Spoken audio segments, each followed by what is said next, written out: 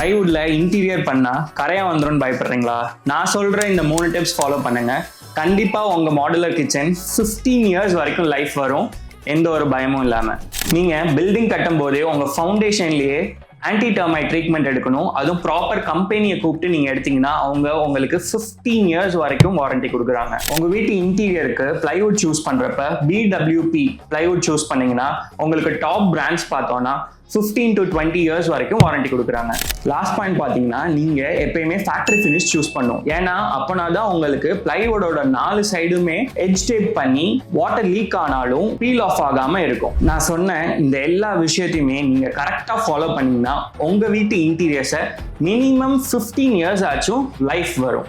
So உங்க வீட்டு இன்டீரியர்ஸ்க்கு எந்த ஒரீஸும் இல்லாம இன்டீரியர் பண்ணணும்னா கண்டிப்பா நம்ம மதுரையில் உள்ள ஃபார்ச்சுனா இன்டீரியர்ஸை காண்டாக்ட் பண்ணுங்க.